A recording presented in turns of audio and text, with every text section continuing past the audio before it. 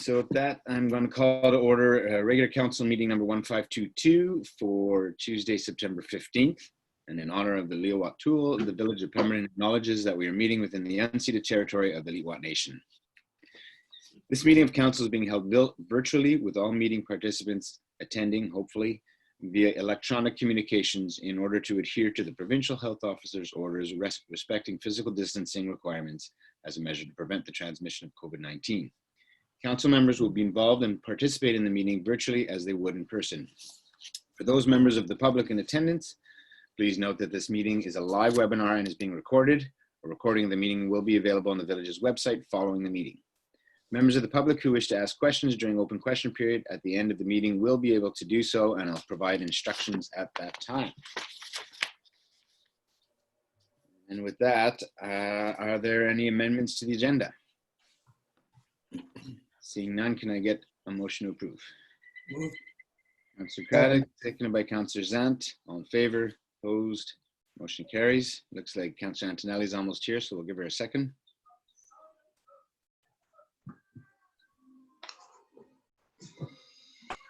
Councillor Antonelli, are you with us? Yes, I am. My internet's a bit slow, so I'm going to try without video. Maybe that'll work. Okay. So I just opened it up here, and we're just at the adoption of the minutes from regular council meeting 1521 from September 1st. Moved by Councillor Zant, second by Councillor Noble. All in favor? Opposed? Motion carries. So Councillor Antonelli, if we don't get your video going and you want to speak or ask a question or whatever it is, just say your name and I'll put you in the speakers list. Okay, sounds good. Any business arising from the previous minutes? Seeing none. No rise with report. No business arising from committee of the whole or committee minutes, and no delegation. So we'll go right to the office of the CAO, and we're going to have Ms. Brooksbank join us to look at the community and culture recreation grant application. Phil's going to join. I'm going to start the conversation because I think ultimately it all comes down to dollars and cents, and where any other grant and other information regarding that, Jill will provide her expertise on that. Okay, are we ready? Go ahead. Okay.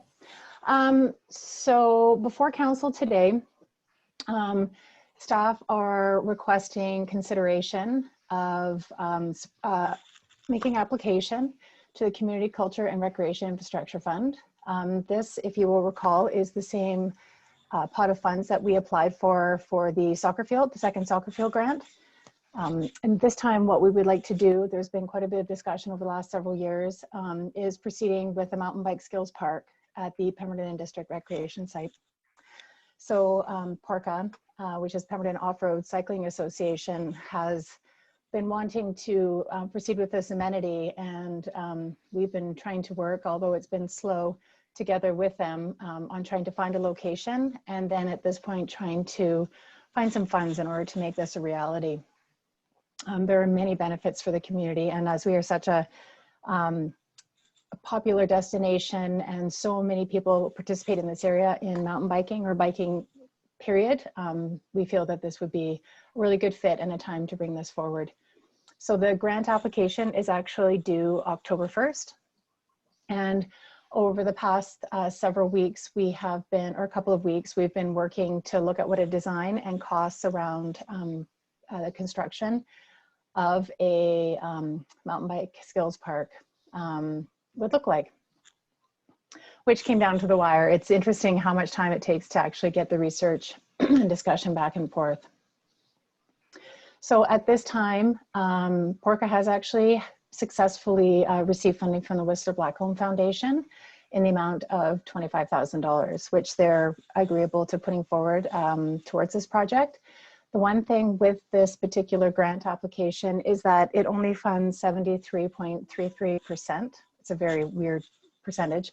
That leaves the remaining portion for the funder, for the applicant of 26.67%.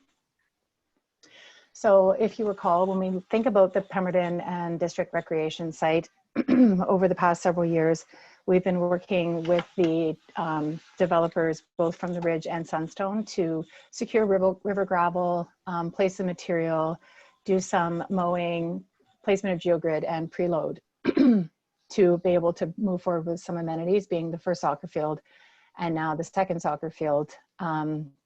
The next two projects, which are on the concept, are Baseball Diamond, and now with the recent addition of the Bike Skills Park. So this particular area hasn't been completely filled. It also doesn't have geogrid, and it hasn't had any preload for it to settle. So those are things that need to be done in the initial phase of all of this, and we have done our best to incorporate that into the budget, which is probably the second largest component of this project. So if I can jump down to page 13, I just wanted to touch a little bit on the budget that we had pulled together. I did receive some refined numbers yesterday on the site works, which include site clearing.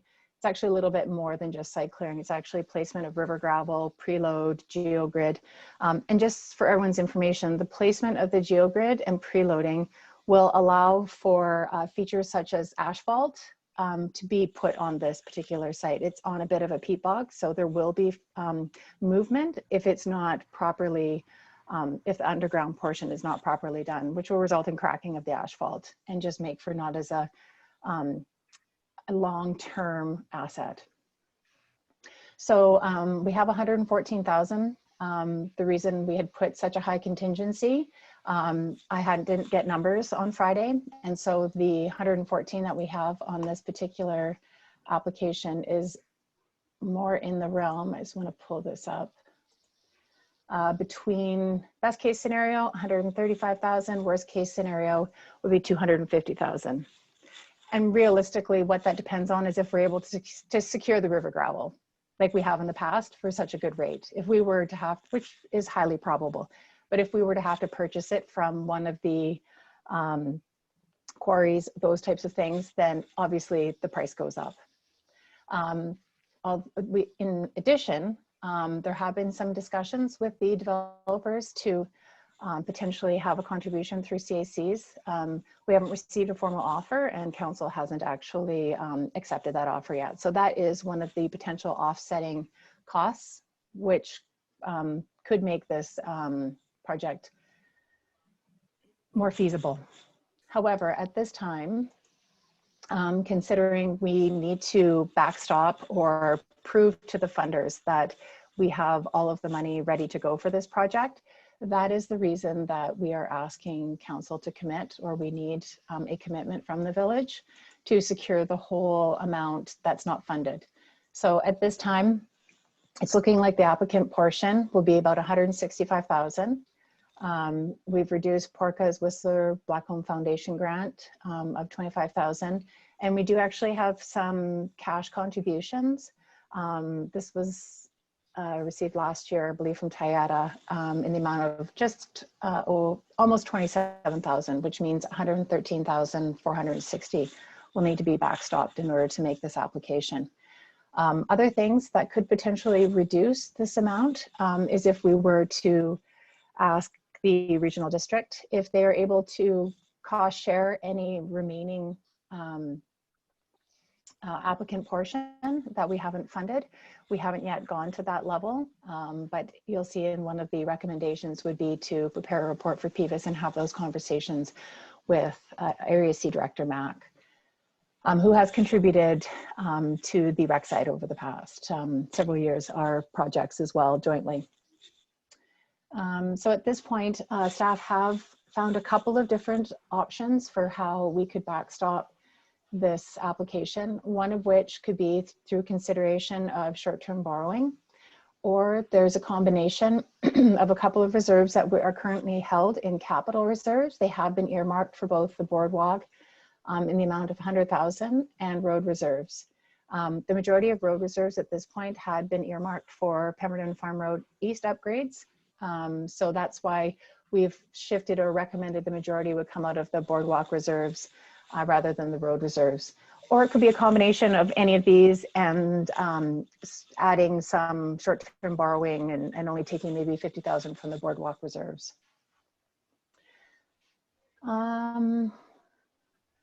So I think at this point, as mentioned before, what we would be looking for is a commitment that we are going to apply for the funding and that we will backstop the 113,000 roughly dollars. And then we also need to decide where the funding is going to come from.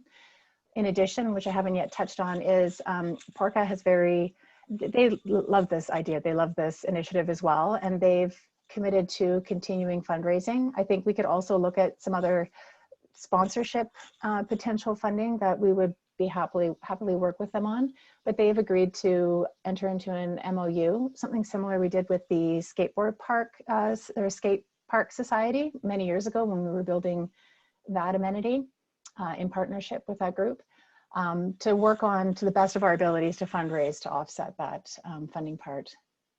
And then the third recommendation is to write a report to the PVIS committee. We need to also incorporate this bike skills park into the rec service, which we have a detailed process on how we incorporate new services. But it is one of the steps that we need to do if we're going to jointly work on this amenity. And then the third one is send a request to PVIS requesting cost sharing of the applicant portion, the remaining portions. So just to be clear, if we were to get some reductions off of this, we would just be asking the regional district to cost share both with what was left over for the villages. So it wouldn't be before, say, we received any other fundraising or anything. It would just be even, we're going to split the difference in half. I have also attached for information an updated recreation concept plan, which sort of earmarks. We still need some surveying that we need to do in this area, where the Bike Skills Park will be located. Formerly, it was, this area was for 2 small warm-up fields for soccer or other sports. And we've also included a asphalt concept plan just so that you could look at the design of this. There is a more detailed proposal that was received, but it's not final at this point. So I think with that, if anyone has any questions, myself and Ms. Brooksbank will be happy to try to tackle those. Ms. Brooksbank, did you want to throw anything in there, or you just wait for questions? No, sorry, when I was joining, I wasn't sure, Nikki, if you had mentioned Bree, the executive director of PORCA, is actually joining us. So if there are any sort of more technical questions or questions of PORCA, she is available to answer those. I think the one point I just wanted to add is we've seen in other communities who have built similar parks to this that there has been quite a bit of economic spin-off on things. People come to the community to either just ride the park or come here for skills camps and so forth. So, in thinking of, ways to diversify our economy locally, and this is of course top of mind for us because we are going through our the drafting of an economic development strategy. This could be, a great benefit to our local businesses as well. One quick question before we talk about funding, maybe. I know there was discussion with PORCA about the size of the space that was available in the early going. There was a little bit of concern that it was big enough. Is this a good investment in that spot? They've researched the area and feel confident that they could put a good skills park in there? Did you want me to speak to that? Sure, go ahead. We actually did a site visit with PORCA, I guess it was a couple of weeks ago, with the chair of PORCA as well as the executive director, and also those who have submitted quotes, just to sort of give them the lay of the land, and they felt that it was adequate. Okay, I'll open up to council for questions. Councillor Antonelli, then Councillor Craddock.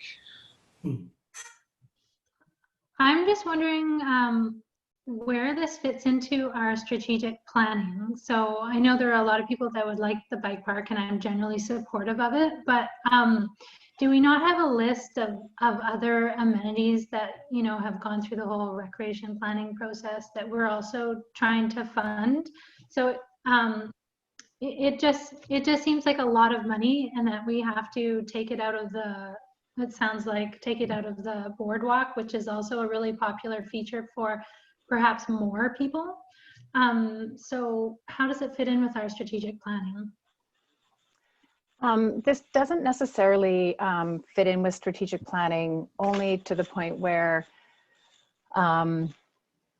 typically projects like this, strategic planning would be more on policy, et cetera, not necessarily on opportunities and projects that come up that may fit into grant applications. Grant applications definitely throw a spin into objectives and priorities, and it's only to capitalize on the funds. At this point, we don't have any other amenities other than the second soccer field that have been added into the recreation service as far as what we were going to move forward with.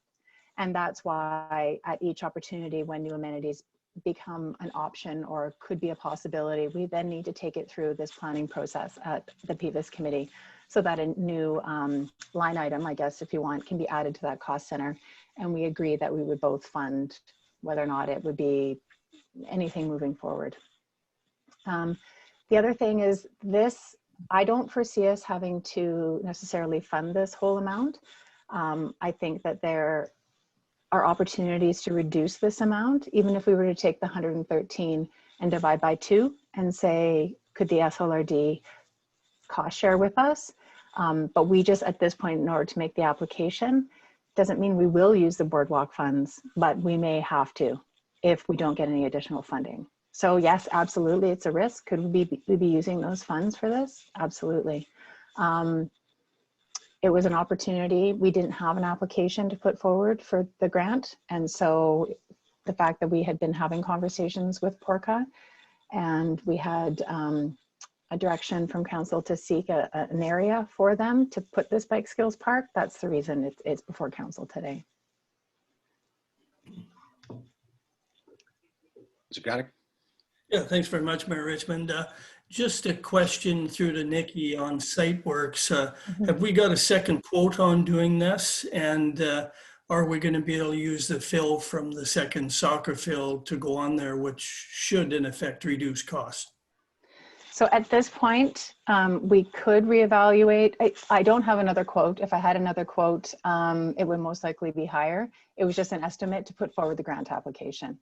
We did not actually use those, but we have a buffer in the contingency.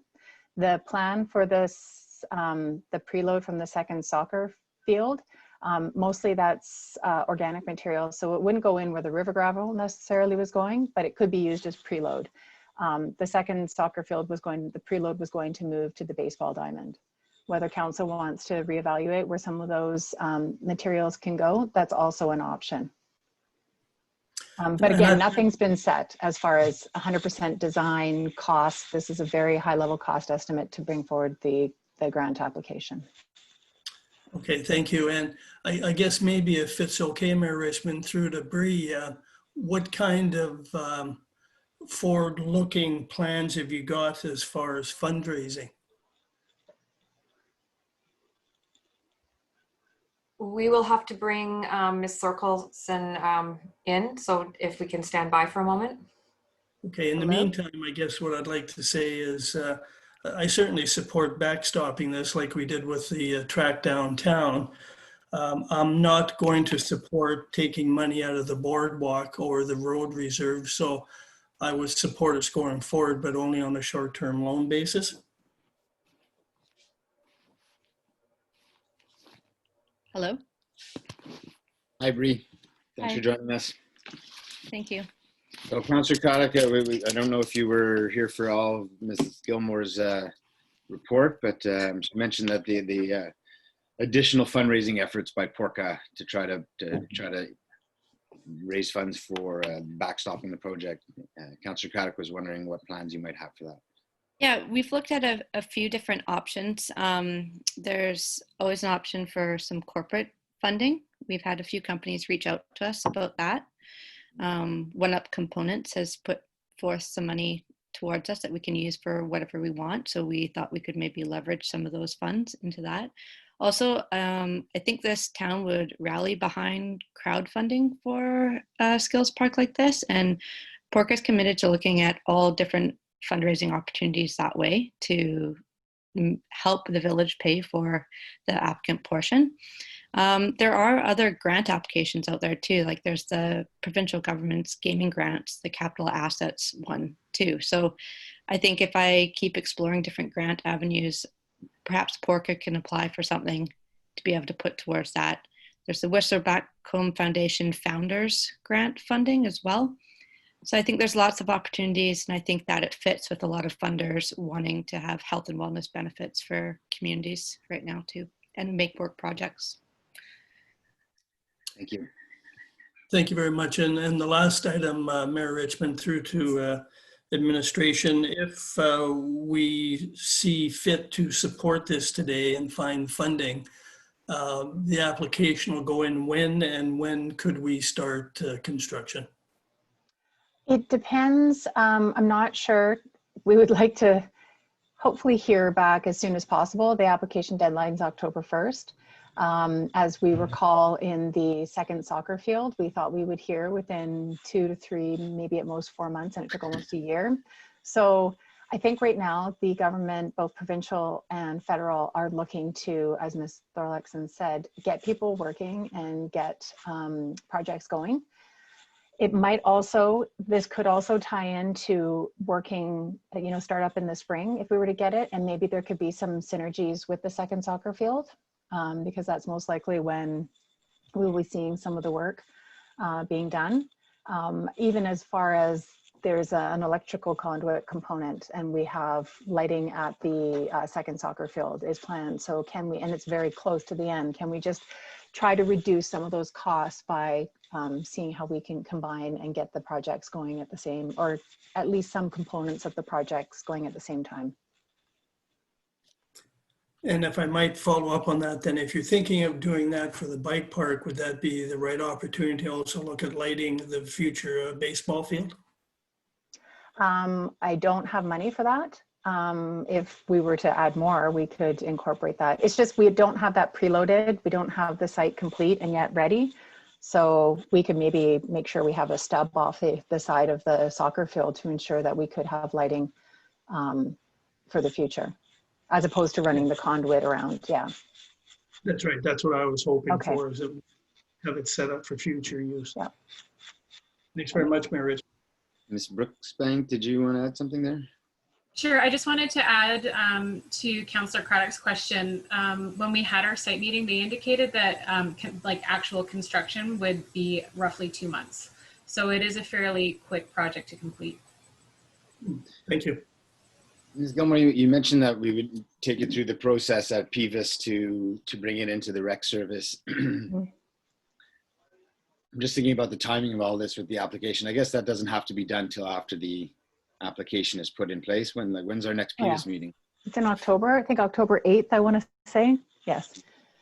I don't think that the two, ultimately, if everything doesn't materialize and we are successful, we may need to say, okay, well, we actually, it's not going to happen. I don't foresee that being reality. I think that everyone will agree. And in fact, once we had this conversation with Porca back several months ago, we did have a report that we brought to council, and we did bring that to the PVIS committee for information, just to keep them up to date on potential projects that would be happening at the rec site.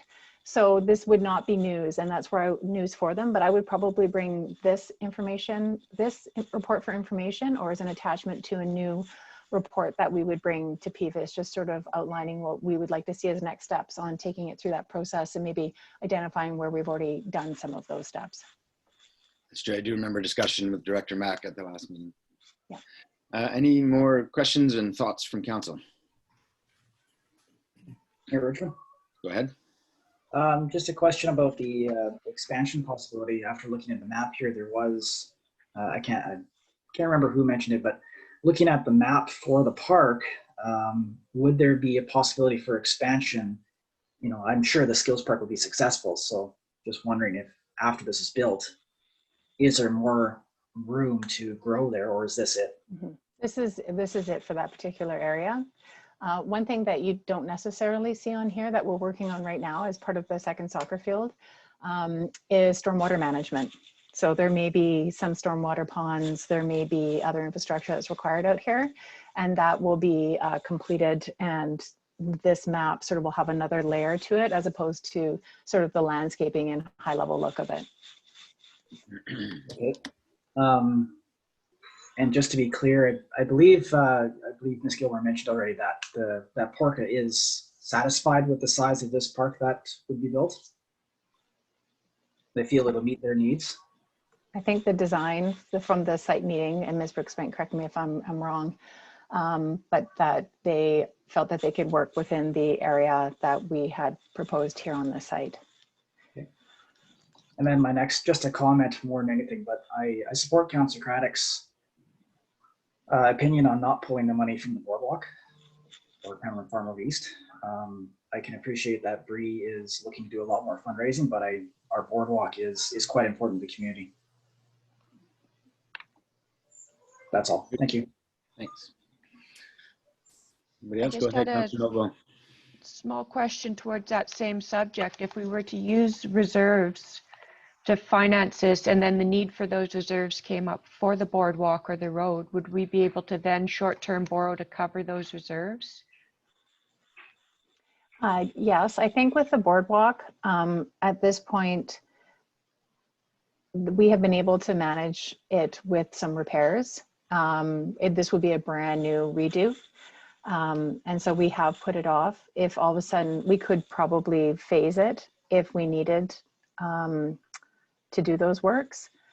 I think the other part of the boardwalk reserves, though, is that there was going to be matching funds from Area C Director Mack to match our contribution once we had undertaken the project, which we won't see unless we do. So it has layers for sure. But yes, if we needed to do any of the work, we could also do short-term financing for those. Or long-term if it had to be something of a larger caliber, but I don't, for that amount, for in the 100, 150, we're able to accommodate that in short-term, which is over 5 years, 3 to 5. Thank you. Any other thoughts or questions? Somebody like to make a motion? Councillor Craddock. Mayor Richmond, excuse me, I'd move recommendation number 1 with council providing funding through short-term borrowing over a 3 to 5 year period. Can I get a seconder for discussion? Councillor Zant, any discussion on the motion? Call the question, all in favor? Opposed? Motion carries. So we're doing this in 4 recommendations here. So the next one is that staff prepares an MOU between Village of Pemberton and Porca. That also details our commitment to fundraising. Somebody like to move that? Councillor Noble, seconded by Councillor Antonelli. All in favor? Opposed? Motion carries. Third recommendation, report to PEVIS to begin the process for bringing it into the recreation service. Moved by Councillor Zant, seconded by Councillor Craddock. All in favor? Opposed? Motion carries. And the fourth recommendation is submit a request to PEVIS requesting to cost share the applicant's portion of the grant. Moved by Councillor Noble, seconded by Councillor Zant. All in favor? Opposed? Motion carries. Thank you, Ms. Brooksbank. No childcare, new spaces. Ms. Gilmore. So unfortunately, on Friday, we received the news that we were not successful for our expansion application for childcare spaces, which was extremely disappointing considering it was only a year ago that it was actually at UBCM that the new funding programs and parameters were outlined and presented to us. And there was a lot of support from the province in trying to make this happen for Pemberton. We have struggled in the past. They were not happy with our price per childcare space.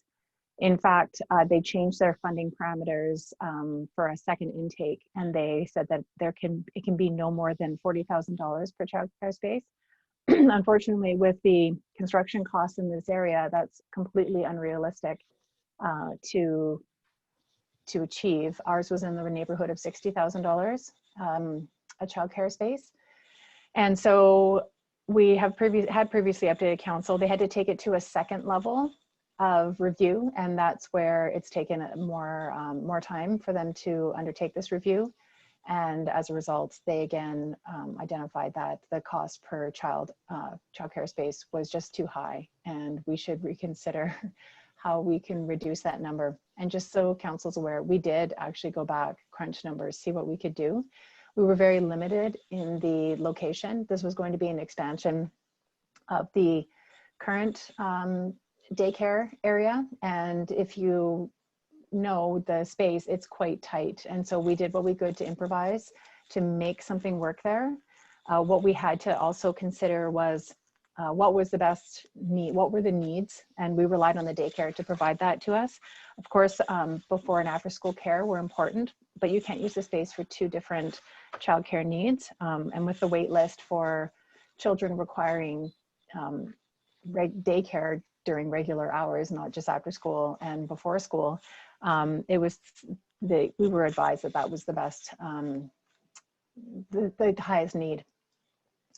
So we had tried various other options. They had two funding streams, which we did abandon the one to acquire property because it again increased the cost per childcare space even higher, which did not make it feasible for us.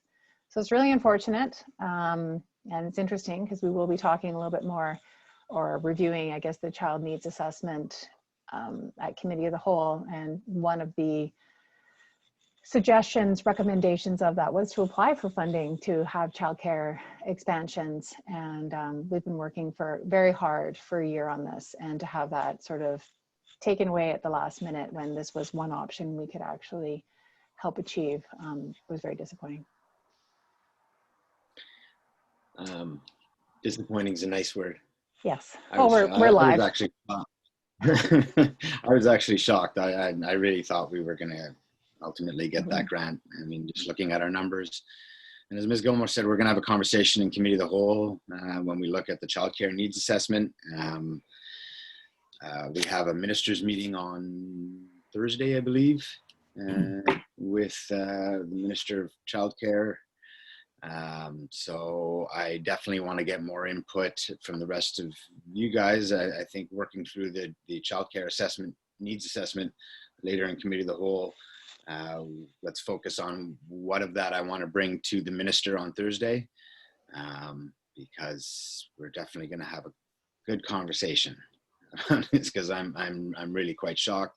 As we know, we're at like 12.5 spaces per 100 kids. The provincial average is 18.5, and the provincial government's mandate was to, I think, bring it to 25 or something like that. So we're so far below. And again, I'm really shocked. So disappointing to say the least. So if there's any comments about the grant, now's a good time, and then we could talk more about childcare and community of the whole. Anybody want to add to the disappointment? Okay. Can I get a motion to receive that report, please? Councillor Zant, seconded by Councillor Noble. All in favor, opposed, motion carries. And next up, we will give Ms. Reese a chance and Ms. Virginia a chance to join us. We're going to be going into bylaws. Morning. Good morning, Mayor and Council. The purpose of this report is to introduce the Village of Pemberton Development Procedures Bylaw number 887, 2020, first, second, and third reading. Staff brought forward the Development Procedures Bylaw to the Committee of the Whole on September 1st. The Committee of Whole passed a resolution directing staff to include a distinction between minor and major environmental development permits. A development permit for development permit number 1, environmental protection, is triggered if the subject lands are located either within the environmental protection area or if the subject lands are located within a riparian area. Development permits that are required on lands within riparian areas are proposed to be delegated to the Manager of Development Services as a minor development permit. The manager of development services would then be responsible to ensure that riparian areas remain free of development, including the disturbance of soils and vegetation, in order to protect fish habitat, which would be based on an environmental assessment provided on behalf of the applicant from a qualified environmental professional. All other development permits located in the environmental protection area are proposed to remain as major development permits to be authorized by council. Additionally, a letter was received yesterday and has been shared with council from Carolyn Lamont expressing concern regarding the increase in application fees. Please let me know if you have any additional questions. Thank you. Thank you, Ms. Reese. I'll open it up to council. Councilor Craddock. Yeah, thanks very much. And through to Joanna, we got the letter late, so it didn't give us much chance to really spend a lot of time on it. But certainly in the letter, there's some concern about, if I recall, about up to a 20% increase in costs. It also pointed out quite rightly that we are only to recover costs associated with permitting. Why would we have to increase it then about 20%? And how can we justify that? Yeah, so when we were reviewing the fees, we did look at fees by comparable municipality to make sure that our fees were in the same ballpark and in the same area. I think one of the main concerns expressed in the letter is the use of a fee multiplier, specifically regarding OCP amendments and zoning bylaw amendments. And this was part of our existing fee structure, and it's not a new addition to the bylaw. This fee multiplier is only applied for larger applications.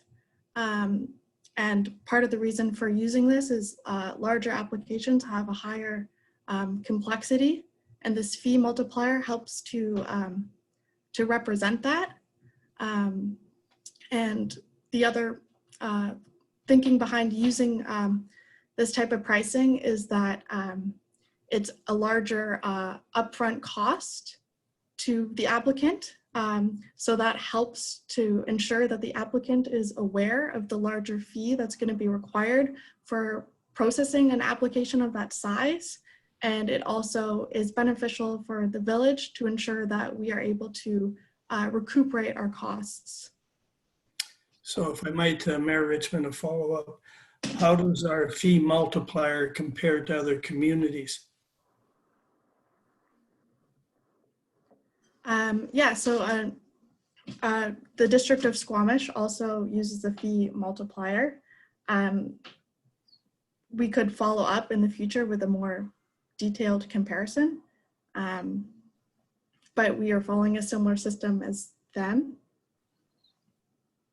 Yeah, I guess, Mayor Richmond, I'm just concerned we have a former planner that knows the costs involved in doing these things in the community, and has brought some issues forward that seem to be a concern, and I certainly want them addressed before I can support this bylaw.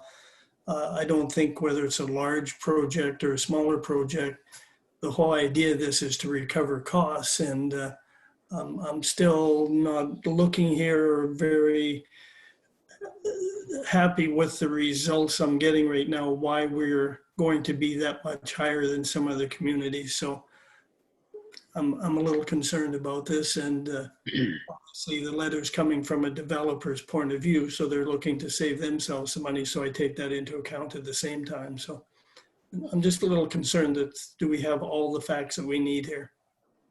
Ms. Gilmore, you had some information?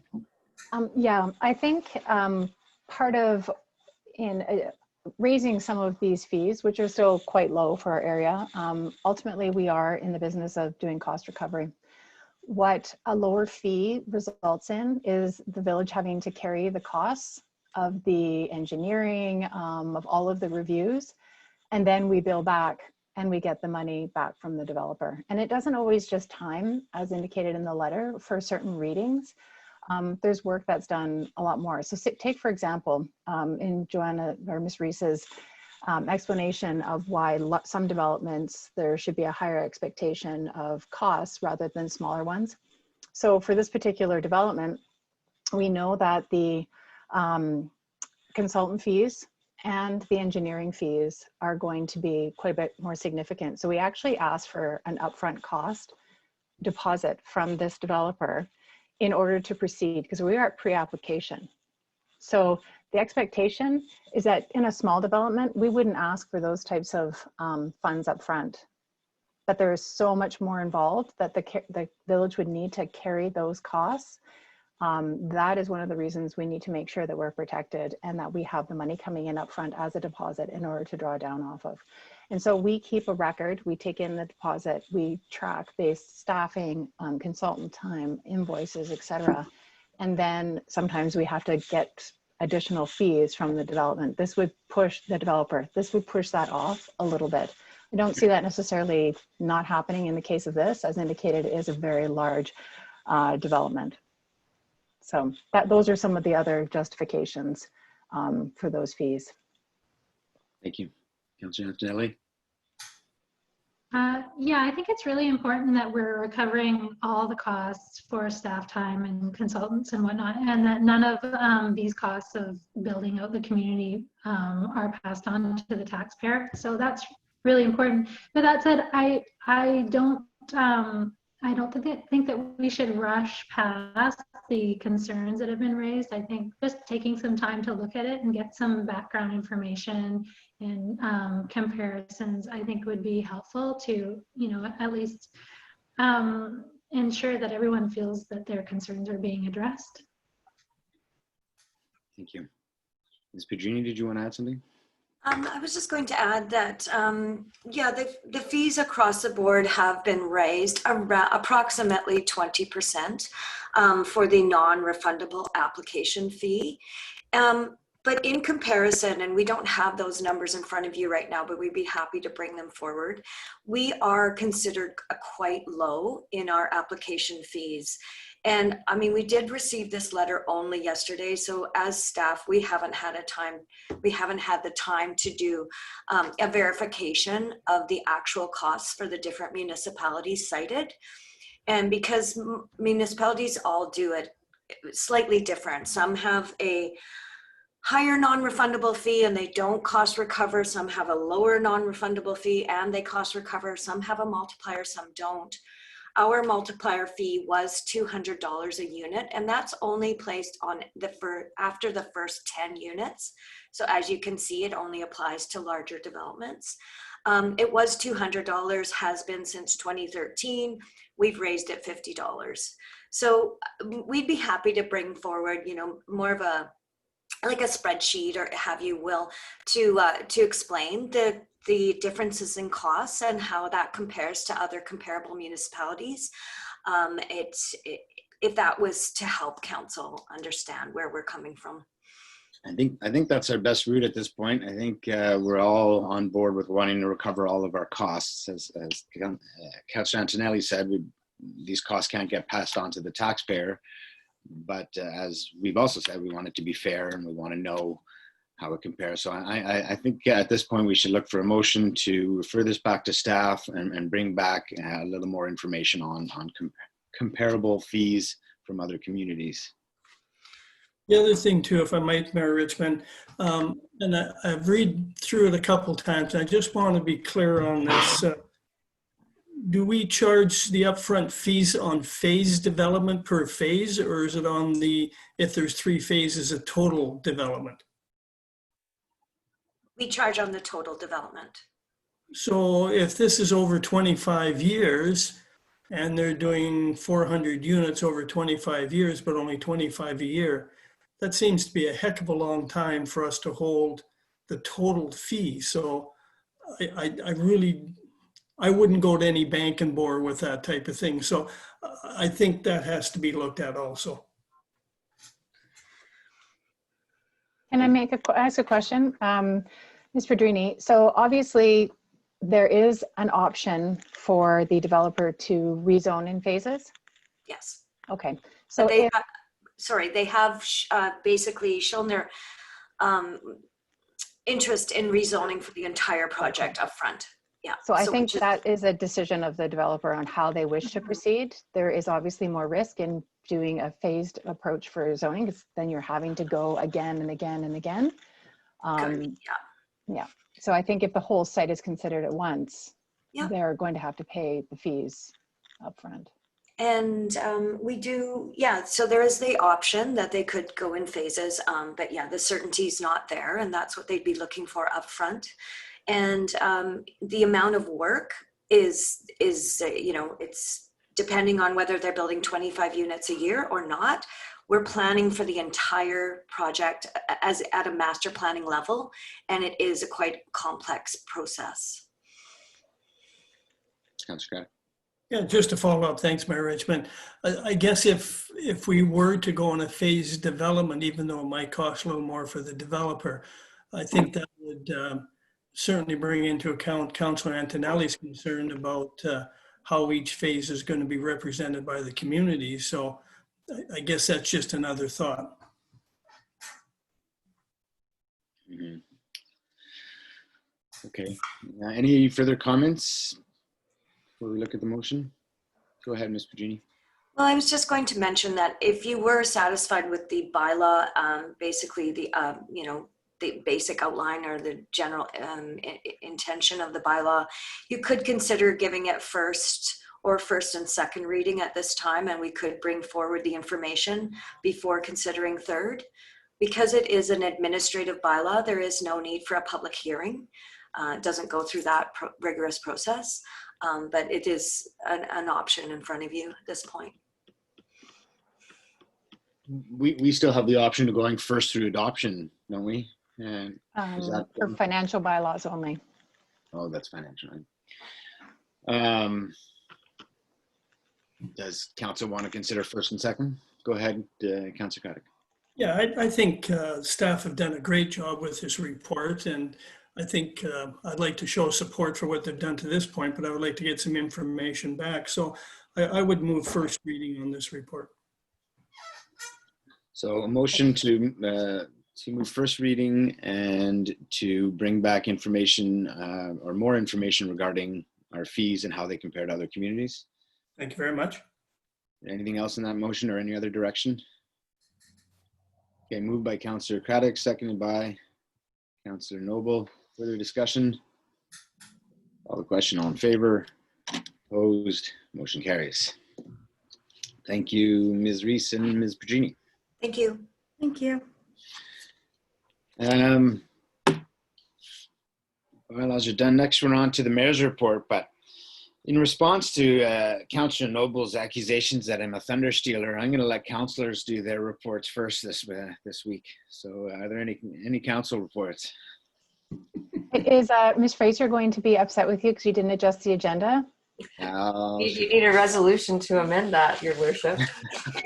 Sorry, process. Okay. Moved by Councillor Noble, seconded by Councillor Zant. All in favor, opposed, motion carries. Council reports. Councillor Noble, go ahead. I don't have much, but I would like to extend my congratulations to Kims for winning the Peony Prize Home. Because it's nice to get a bit of good news in light of all the other news lately, like the gondola and whatnot. Yeah, that is pretty cool. Any other council reports?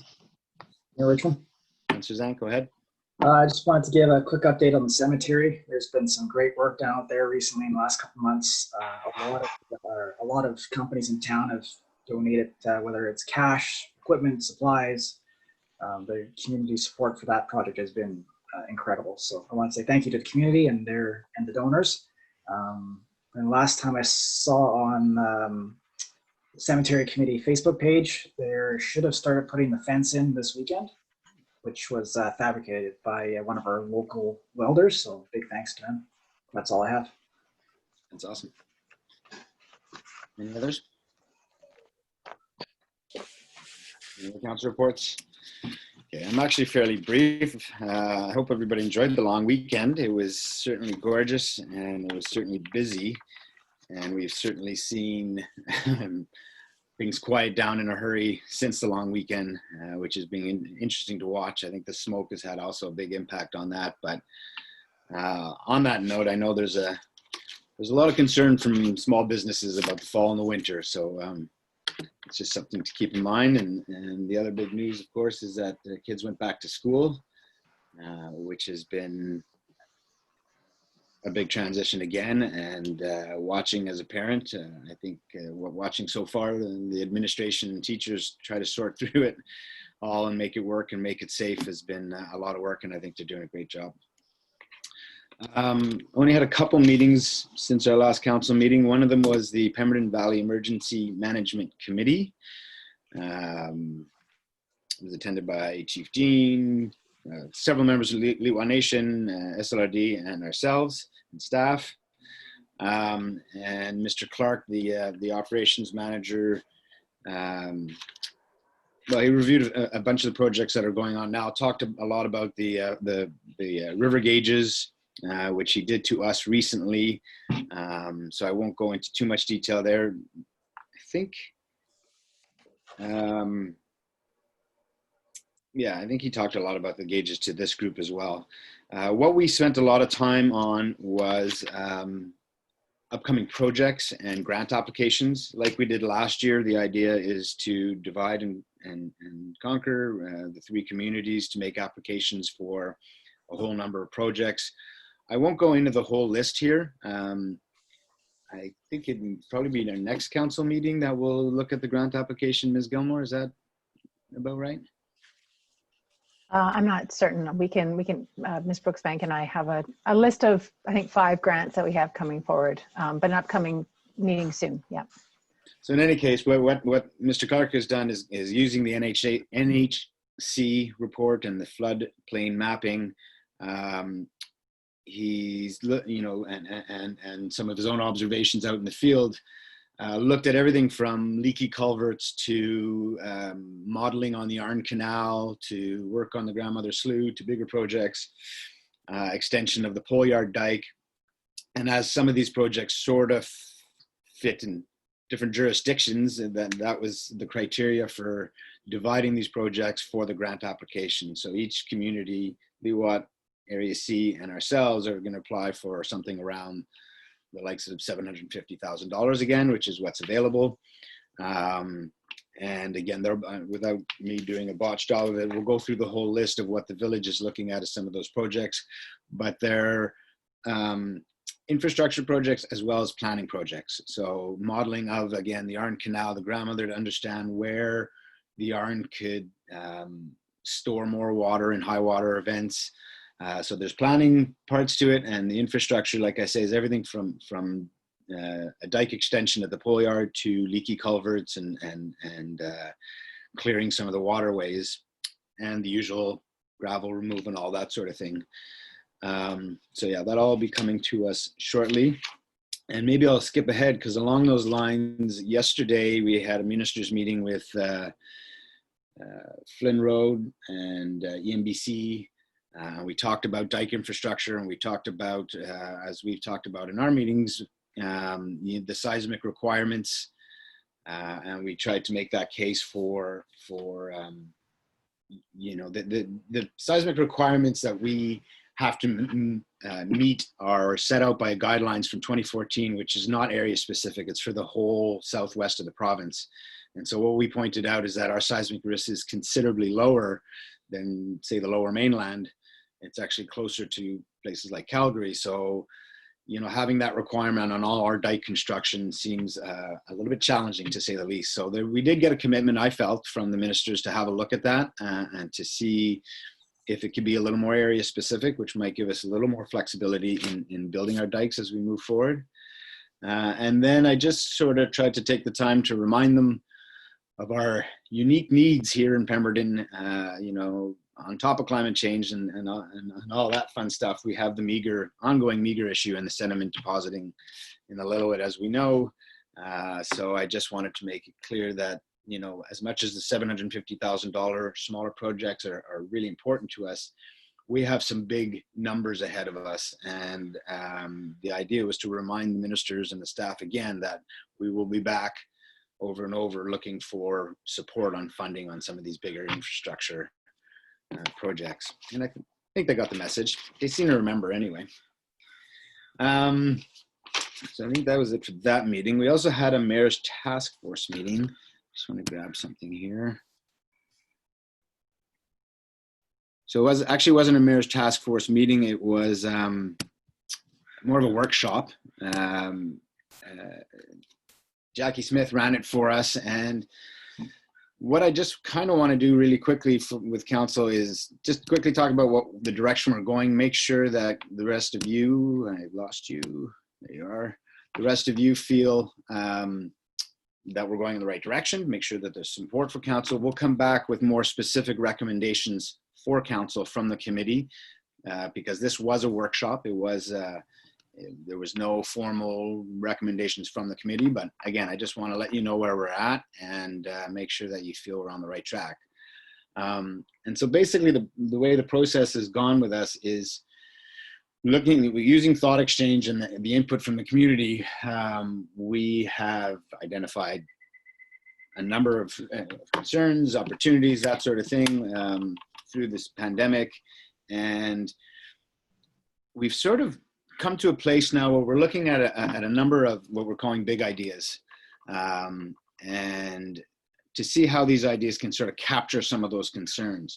So the group is zeroing in on sort of two groups working on two separate big ideas. But at the same time, we don't want to lose sight of a whole bunch of other issues that have been brought up by the community and that we feel the task force should also be looking at. So we're looking at breaking into subcommittees, and I'll explain what the ideas and how they'll work in a second, to push these big ideas through. But at the same time, making sure we also have little groups that are still working or discussing, really important issues like childcare and transit and affordable housing, all stuff that we're working on, but to make sure that the task force doesn't lose sight of those big concerns that were brought up by the community. So that's sort of how we're going to work. It looks like in the future, again, breaking off, working on some of the ideas, and then carrying on other conversations at the same time. So basically, what we did is we, in the workshop, we sort of created a criteria to evaluate these ideas. And that criteria is the idea accessible? Will this idea make people feel safe? What are the cost implications and the return on investment? What are the resources from staffing and volunteers that are required? Does this support the concerns that are raised through Thought Exchange? Is it a quick win? Does it support local business? And is there a legacy to it? So those are, after a whole process, that was the criteria we came up with to run the ideas through. The ideas, I guess there were kind of four, and then we morphed them into two, so to speak. And they were evaluated with that criteria, and the top four, and the way they ran out was, one idea is to create a hub. And it's actually two. One would be a physical hub and one would be a virtual.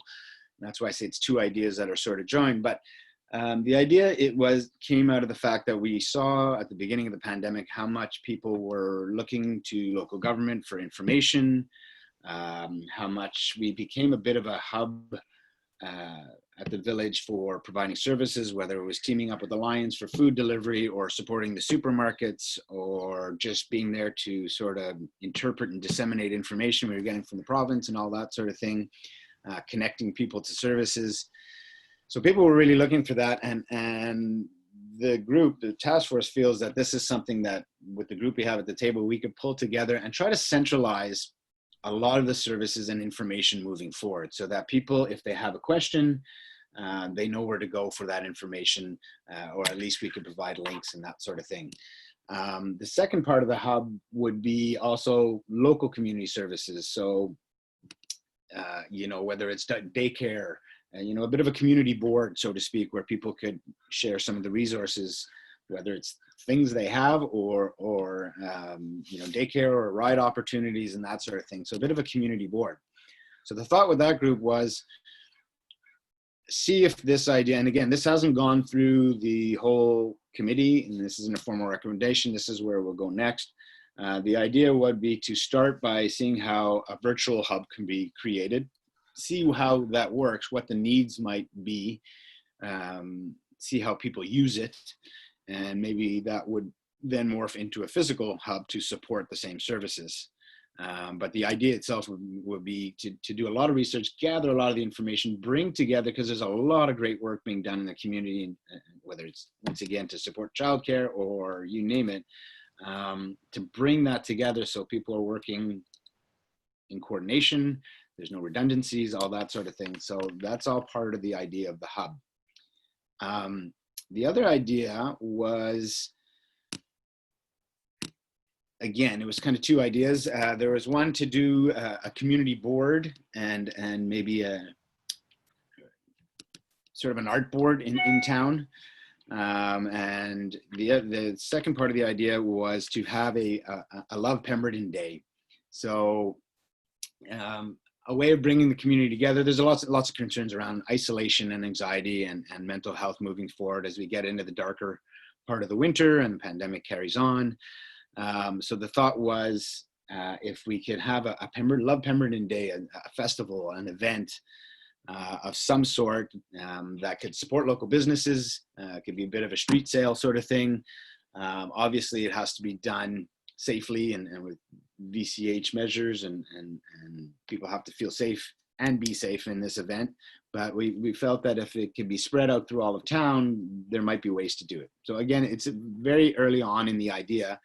The thing with that idea is also that there's a lot of community groups right now who have been, normally they're planning the barn dance right now, or golf tournaments or other events. So some of these community groups are still very hungry to put on events and are struggling with that and have the time a little more than usual to do it because they're not running other events. So the idea would be the next step on that would be to reach out to the Arts Council, the Chamber, the farmers market, etc., and say, hey, we're looking at doing something like this.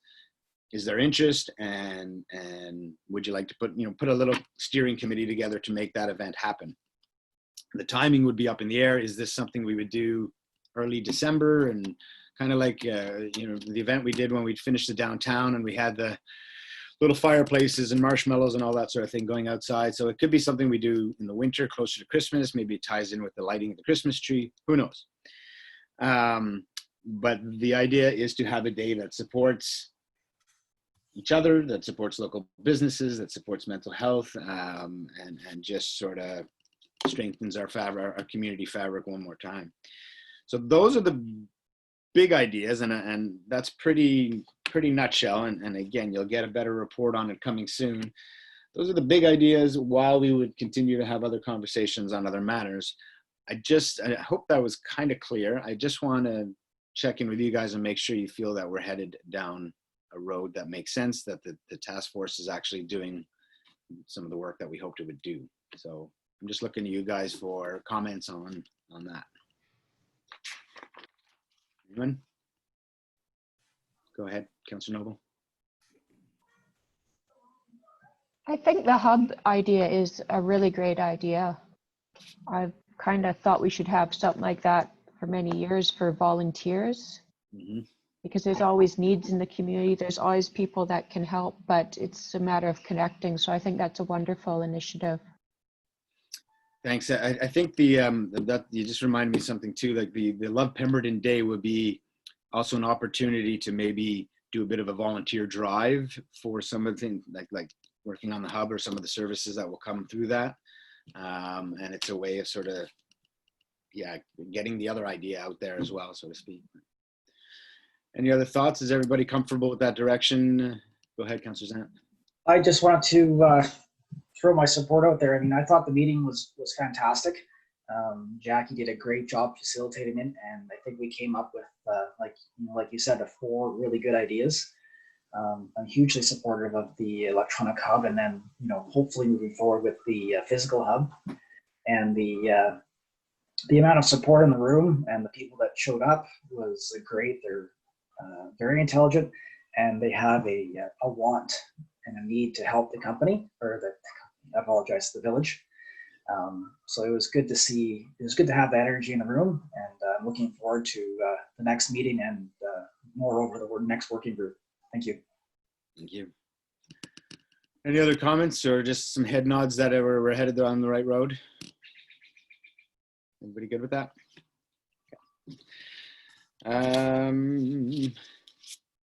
I don't have much else in my report. We have 3 more ministers meetings this week, as we know. I also have ministers meetings with the regional district. One of them is sort of a repeat of the one we're doing, which is regarding parks and resources for parks. So it's good, they'll get the message twice. With the regional district, I also have a meeting with Minister Trevena regarding our transit system. And I'm also in SLRD meetings this week. And I think that's all I've got for you. So with that, we'll move on to correspondence for action. The first is from Ms. Robert regarding the sidewalk concerns between Signal Hill and Tayada. Ms. Gilmore, did you want to say anything on this? So I have reached out through strategic planning and budget. We actually had this identified. Staff had provided a cost estimate. If we were to undertake this work in-house, council's direction was that we go back to the developer who had made the commitment to put the sidewalk in. I have reached out to them. They have one more phase left in this particular development that will be a condition of. I have not received a response at this time. I will follow up, but they are wanting to move ahead. They finished all the infrastructure installs for phase 4. So if phase 4 is to proceed, then that will be a condition thereof. Any questions? Is there any timeline at all for that? No. Councillor Antonelli? Yeah, I would like to know why it hasn't been done yet. I think, you know, we've talked about this for a long time. The public has been asking for it for a long time, and it's been, you know, the developer's responsibility. So I think we need to make it happen, not just keep on asking them when it's going to take place. And I also feel disappointed that we, you know, went ahead discharging their amenity covenant without this being a negotiating point. And I really hope that, you know, we learn something from that and we won't do that again. If I could just address a couple. So the discharging of the amenities was on a completely different phase that actually has nothing to do with this phase, because it's not an offsite work adjacent to the land. So that was separate. That was stage 2. This was as a result of phase 1. And unfortunately, the sidewalk was a verbal commitment. It was not actually a commitment that was written into any amenity agreements. So that's why I'm holding out the phase 4 to get this done. Discharging the covenant was discretionary. Council had the discretion to do that. And so I think when something is discretionary, all points of negotiation are open. And so I'm just saying that next time, I think we really need to give more credence to what the village, the residents of the village are telling us, which is get that sidewalk done. I agree. However, just point of clarity, we didn't discharge a covenant on this site. So there was no discretion on that. When the ones we did discharge, that will be coming back for negotiation with council when they make their application for rezoning. So that is still coming. This one was an oversight in the past. It should have been incorporated into the zoning, and it was not. So that's why the only condition we have is to tie this to phase 4, which I have identified that will not be, will not receive the subdivision until that occurs. And I was very clear in writing.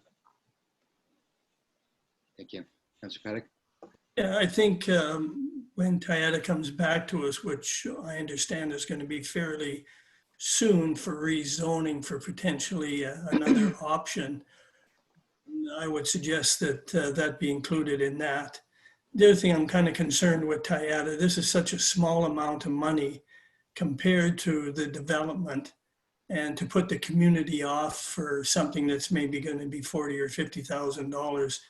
I'm really surprised that Bruce is going to take this kind of hit from the community for that kind of investment. So it's certainly going to be really tough for them to look at a rezoning positive attitude in passing until he steps forward, I believe, and puts this down and gets it done. It's been 3 years now, and this just isn't acceptable. Okay, if there's no further comments, then we'll look for a motion to refer this to staff for response. Councillor Craddock, seconded by Councillor Noble. All in favor? Opposed? Motion carries. Next up from Ron Blackall regarding residential fire concerns. A couple letters from there. The recommendation is that this goes to staff for response, and that the fire department work with communications to develop an enhanced public awareness campaign for distribution to strata developments. Can I just make a comment on that particular one? Where we see we're able to assist is we already send correspondence to stratas sort of this time of year saying, please make sure that your drains, etc., are free of debris and clear, just to prevent localized flooding. We've seen a lot of that happen this time of year with a lot of rain. So what we would propose to do is something similar, that we put out sort of best practices about preventing, you know, just fire smart principles, I guess. You don't store your firewood under your stairs. You don't, although it makes sense, it just shouldn't be that close to your building. Did you know you should have this behind your barbecue? Did you know? More did you knows? We wouldn't, that's about the extent that we would be able to deal with as far as capacity at this time. Okay, thank you. Councillor Zant? I just wanted to ask, can I forward this specific letter on to the Cottonwood Strata Council? If the village has not already done so. I would let staff put together the information and then forward it to the strata. Okay. Sorry, did you want to send the letter or just sort of information? I'm not sure the letter is, I think there's some assumptions in the letter that I'm not sure for certain. This is why I'm asking the question. I mean, the letter's available. We wouldn't distribute it because I think we would need to fact check it before we could actually, we would want to send it out as a guiding document or something that stratas should reference. I don't believe all the information in that is 100% correct. Okay. And I would worry about that. That's why I'm asking. Yeah. But within that, you mentioned that the village would send a letter out to the different stratas, maybe guidelining some of these suggestions. Yeah, that are accurate. Well, we would prepare our own suggestions, yes. Yeah. Because some of them are fine already as they stand that are being questioned in the letter. So we would just come up with our own sort of best practices, did you know, suggestions for strata. And we wouldn't just share it with stratas. I think best practices should be shared widespread, but I think we can get a greater reach if we're sharing it with the stratas as well, who then can share it with all of their members and owners. I agree. Did I get a motion? No, go ahead, Councillor Antonelli. It was about another piece of correspondence. So. Okay, so can I get a motion that this be referred to staff and that the fire department communications work on the public awareness? Councillor Zant, seconded by Councillor Noble. All in favor? Opposed? Motion carries. Next correspondence is from the GM from TELUS Communications. The recommendation is that the village send correspondence to the Prime Minister encouraging federal government to prioritize policies that encourage private sector investment and connectivity for rural and remote communities. In speaking to some of the rural mayors over the last few months, this was brought up a lot since the pandemic and a lot with the province. So there's a lot of concern in some of the rural communities, including parts of the SLRD. Yeah, is this what you wanted to speak to, Councillor Antonelli? No, I was just wanted to know where the correspondence on the Diamond Rally was, but we can maybe answer that question later. Yeah. So somebody like to make the motion as laid out in the agenda? Councillor Craddock, seconded by Councillor Noble. All in favor, opposed, motion carries. And the last one is from Jay Russell, Executive Director, requesting support for an application to BC Housing's Community Housing Fund. And I didn't mention this in my report because it's here, but I had a meeting with the consultant for Sea to Sky Community Services. Again, very energetic, very supportive of seeing something happen in Pemberton. They really feel it's our turn, and keen to work with the staff and council to see if we can make a positive housing application and start the process as early as this winter. So yeah, and then the next step, if we go ahead with this, would be a meeting next week with staff and myself and Sea to Sky Community Services, just to look at some potential properties, so that they could look at applying for funds. Any questions on that? Does somebody want to make a recommendation that we provide a letter of support for the application? Councillor Zant, second by Councillor Noble. All in favor, opposed, motion carries. Okay, now you can ask your question. Councillor Antonelli, you wanted to know why there's no letter about? Yeah, we had discussed a little bit bringing this to the agenda to talk about the Diamond Rally. When will we have an opportunity to talk about that? I can easily add that to the next council meeting if you like. I don't know where that correspondence in particular, but I know you wanted to. I think it would be good for us to have a conversation as well. How about we just put it on the, right. I don't think there's any urgency. There's not happening for a while. Was there actual correspondence that you needed on here, or was it just a discussion? Or do you need information brought back? Well, we bring it forward. We did. Right, we did receive that letter. I thought everyone did, but maybe not everyone received it. Not received. Oh no? No.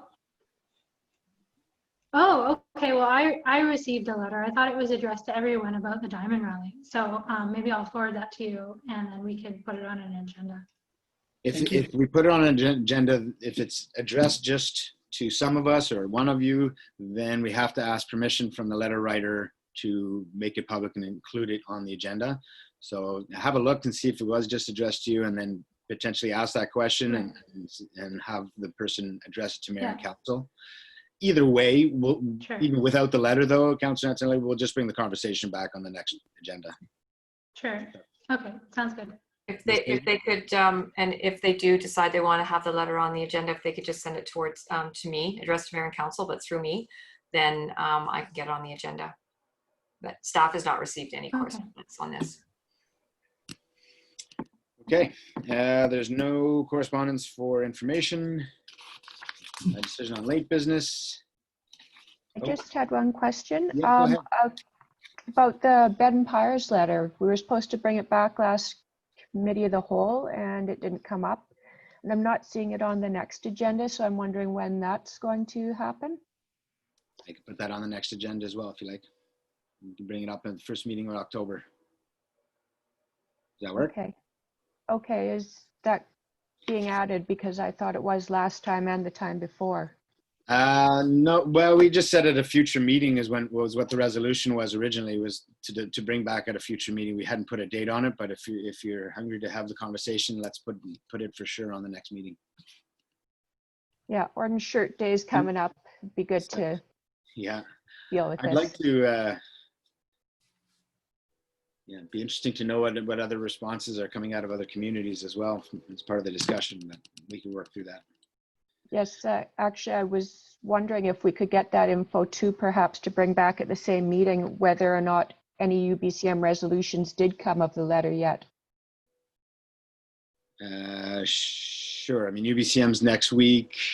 That gives another week. I'm just thinking about timing in terms of staff being able to do that, if we could do that in time. I think it might be tight for bringing back. I think what we need to do is we should have, if council wants to have the conversation, and then we have next steps on what information you need us to bring back, because council hasn't had that conversation yet.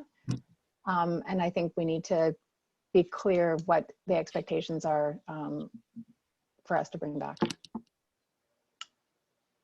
So let's, are we scheduling a cow for next?